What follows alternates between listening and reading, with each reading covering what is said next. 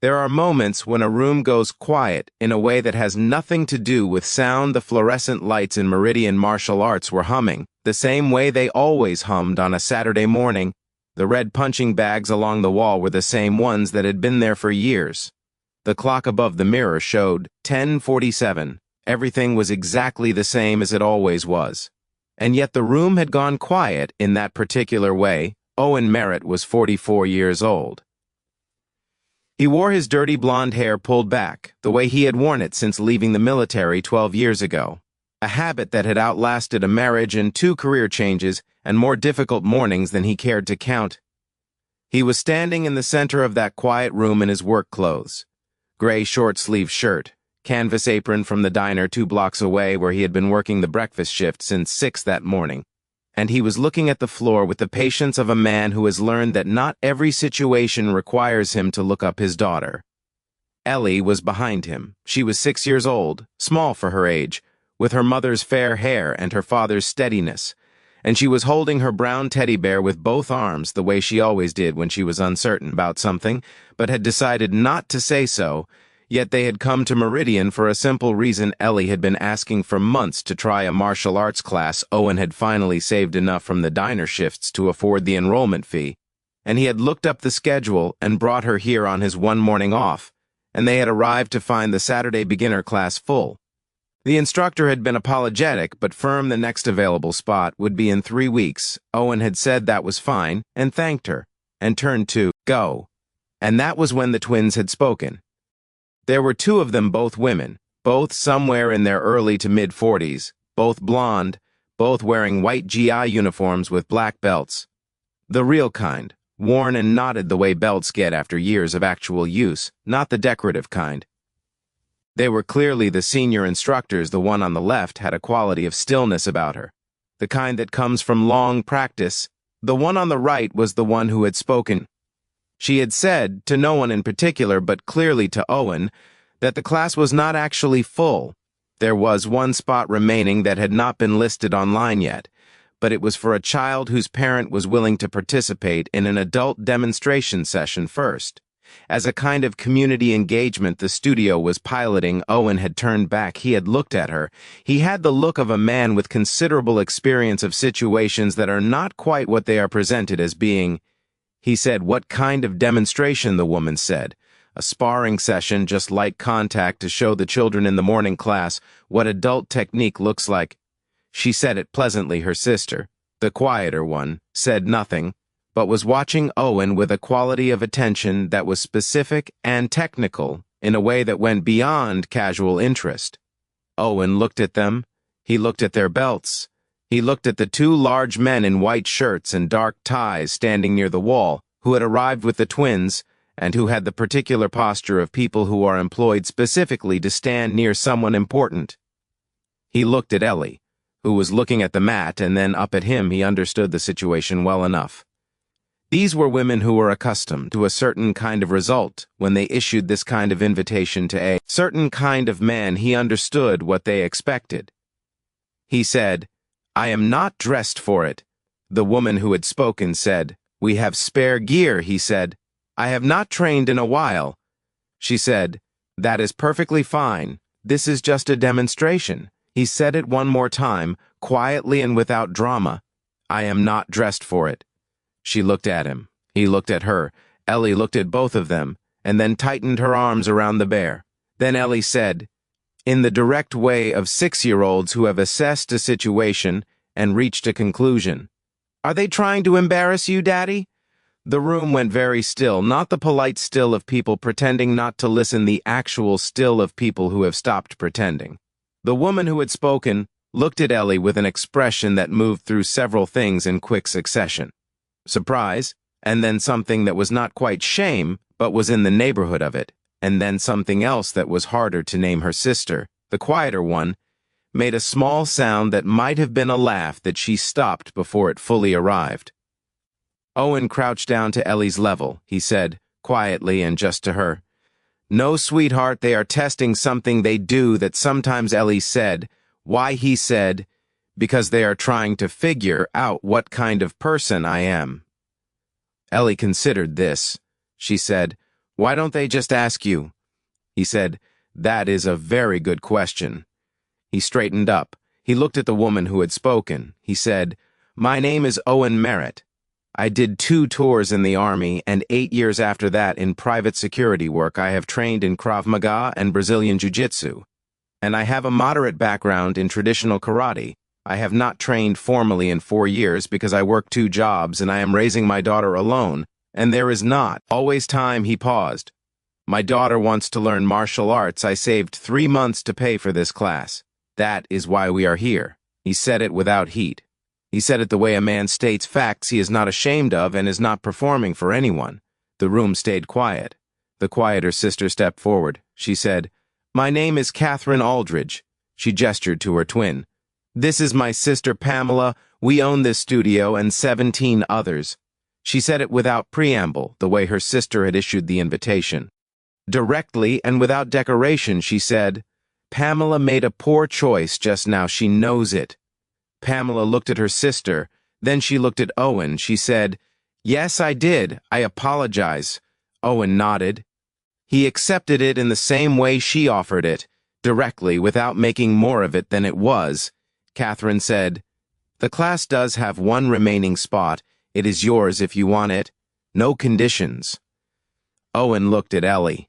Ellie had her eyes on Catherine with the focused assessment of someone deciding whether they trust a new piece of information. Catherine looked at Ellie. She said, Do you want to learn how to fall safely? Ellie said, What do you mean? Catherine said, In martial arts, the first thing you learn is how to fall without getting hurt. Most people think it is about how to fight, but it is mostly about how to fall. Ellie thought about this, she said. Like when things go wrong, Catherine said. Exactly like that. Ellie looked at Owen. He gave her the small nod that meant your call. She looked back at Catherine. She said, Okay. And with that, the morning reorganized itself. Ellie was folded into the tail end of the children's class with a junior instructor, and Owen sat on the bench along the wall and watched. And after a while, Pamela came and sat 2 feet away from him. Not close enough to be presumptuous, and they watched the class together in silence for a few minutes. Then Pamela said, without looking at him, You were right to push back, he said. You would have done the same, she said. Probably not when I was 40. I would not have. He paused, she said. Would you have sparred if it had been a fair ask? He looked at the mat where Ellie was being shown how to roll her shoulder correctly before a fall. Her teddy bear propped against the wall watching, he said, Honestly, I do not know. I am out of practice. I would not have wanted to embarrass myself in front of my daughter, Pamela said. Being out of practice is not the same as being out of form. He said, What do you mean? She said, Form is what stays. There was a pause. She said, Catherine and I grew up in a very different world than this studio. We built everything we have from a very small start. Our father was not around and our mother worked 2 jobs. She looked at the mat. I know what it looks like to come somewhere on your day off with saved money and a child who trusts you. Owen was quiet for a moment, he said. Then why the test, she said. Because I am not always the better version of myself before 10 in the morning. She said it plainly, without excuse, which was the only way it could be said and land correctly. He nodded. He said, Fair enough. They watched the class. Ellie had gotten the shoulder roll and was trying it again, her face arranged in the expression of someone engaged in important work. Catherine appeared at Owen's other side. She sat down. She said, Your daughter told my junior instructor that she wants to learn to fall so that nothing can surprise her. She is 6, Owen said. She says things like that. Catherine said, Where does she get it? He said, I think she was born with most of it. Her mother had it too. There was a pause that held something. Catherine said, How long have you been on your own? He said, 3 years. Her mother had an accident. He said it in the same way he said everything, not performing the grief, not hiding it, just placing it where it belonged in the conversation so it could be acknowledged and they could continue. Catherine said, I am sorry, he said. Thank you.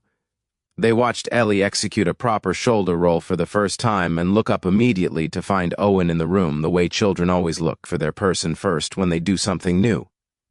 He raised one hand. She raised both of hers. Catherine watched this. She said, quietly, We have a scholarship program for children of single-parent households. We do not advertise it heavily because we do not want people to feel they need to qualify for it." She paused. "I am offering it to Ellie directly if you are willing to accept it." Owen looked at her. She said, "Not because of anything that happened today, not as an apology, just because she is the right kind of student for it." He said, "What is the right kind?" Catherine said, "The kind who wants to learn how to fall." Owen looked at Ellie. Ellie was listening carefully to the junior instructor with her whole body, the way children listen when they have decided that the information matters. He thought about the 3 months of saving. He thought about what he would do with that money if it went back into the account, the winter coat Ellie needed, the car's back left tire that had been making a noise he had been managing to ignore. He thought about what it cost to say yes to something given freely and what it cost to say no. He said, "Thank you." He said it, looking at Catherine directly. "That is generous." She said, "She will earn it." He said, "I know." Pamela, on his other side, said, "For what it is. Worth the way you explained yourself earlier. That kind of clarity. I have paid consultants a great deal of money to develop in senior staff, and most of them never get there." He looked at her. She said, "I am not saying that to compensate for earlier. I am saying it because it is true." He said, "I appreciate that." She said, "Do you like diner work?" He said, "I like that it is honest and I am good at it." She said, "Are you looking for anything else?" He said, "I am always open to honest work that I can be good at." She was quiet for a moment. She said, "We are opening 2 new studio locations in the spring, and we are looking for a general operations manager, someone who understands systems and people and who does not need to be the loudest person in the room." He looked at her. She said, "I am not making this offer because of this morning. I am making it because of this morning, and also because of every single thing you have said since you walked in here." He said, "I would want to know what it actually involves before I say anything." She said, "That is the correct answer," he said. "And I would want to know that it does not disappear if you wake up on the wrong side of the bed some morning." She looked at him for a moment, then she said, "That is also the correct answer." Owen looked at Ellie, who was now paired with another child practicing the fall, both of them serious and focused and doing the work. He thought about his father, a quiet veteran who had come home from his own war and built a life from scratch in the way that people do when there is no other option. One honest day at a time, without complaint, without waiting for the world to make it easier. His father had said once that dignity was not something the world gave you. He had said it was something you carried in how you showed up. Owen had been carrying it his whole life without always knowing what to call it. He knew what to call it. Now he watched his daughter learn how to fall, and he thought that maybe, without planning for it, without looking for it, on an ordinary Saturday morning with saved money and a teddy bear and a gray work shirt still smelling faintly of the breakfast shift, something was quietly and without ceremony beginning to turn, not dramatically, not with music, just turning the way real things do. If this story moved you, please give it a like and share it with someone who needs to hear it today. Subscribe so you never miss a story like this one, and leave a comment below.